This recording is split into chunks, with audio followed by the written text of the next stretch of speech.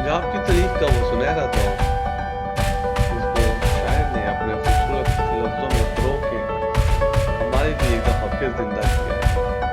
सुने, याद करें अपने ज़्यादा देर हाजिर नहीं रहांगा, थकावट नहीं बनांगा क्योंकि वक्त बहुत घट है। तो जनाबे शेख साहब मेरे को बड़िया फरमाइशा आ रही ने तो मैं क्योंकि मैं फिर भी इन्होंने सामने पेश होना है तो इन्हें मेरे सामने कौन नहीं पैन देना। सिर्फ 1.5 मिनट तो ज्यादा नहीं। एक बाऊ 40 साल तो बाद वतन वापस आया तो टांगे वाले अड्डे ते आके टांगे वाले कहता एक सीट रखी मेरी चाचा मैं भी पिंड जाना है। सीट रखी मेरी चाचा मैं भी पिंड जाना है। केड़े वेले 10 चाचा किन्ने बजे जाना है।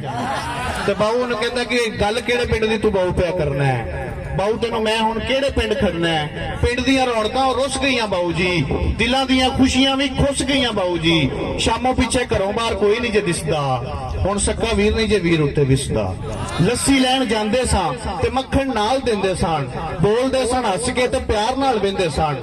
बाऊ हुण चिड्डी भी नहीं कामां अगे पांदे हो, शामों पीछे खुली थावें मंजे भी नहीं डांदे हो।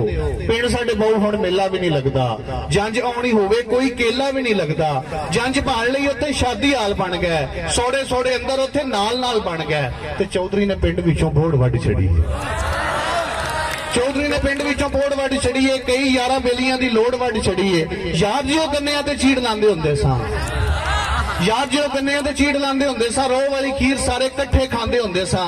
गन्नियां दे चवां पासे तार ला दिंदे जे, जान किसे गभरू दी हर साल लैंदे जे।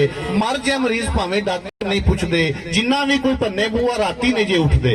ते ढा के चुबारे लोकां मल छत लए ने, इन्हां मल्लां पिछे साकां हत्थों गए ने। ते राहियां नूं ते डाकू हुण चिट्टे दिन लुटदे। बाऊ जी मसीतां विच बंब नित छुटदे ते चरखे दा पहिया बाल गलियां च रेड़दे। चरखे दा पहिया बाल गलियां च रेड़दे। सुख जे खूह लोकी हुण नहीं जे गेड़दे। चरखे दा पहिया बाल गलियां च रेड़दे, सुख जे खूह लोकी हुण नहीं जे गेड़दे। ते ना माइयां ठंड विच पिन्नियां बनांदियां, ना माइयां ठंड विच पिन्नियां बनांदियां, ना पा के वड़ियां ओ चौल जे पकांदियां। उच्चियां दे बाल सारे शहर पढ़ने पै गए, पिंड दे स्कूलां दी ते कम्मी शुदे रह गए।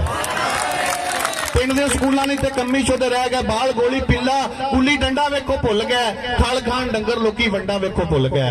ते जट्टां हुण टोकियां ते ला लईयां मोटरां, साइकलां दी थां मल्ली आण के स्कूटरां। खाल उत्ते माइयां हुण कपड़े नहीं धोंदियां, साग भी ओ जट्टां कोलों डर के नहीं खोंदियां। हुण दस बाऊ मैनूं किहड़े पिंड जाना ही, हुण दस बाऊ मैनूं किहड़े पिंड जाना ही, किहड़ी गल्लों अखियां चों समां ओ गवाना ही।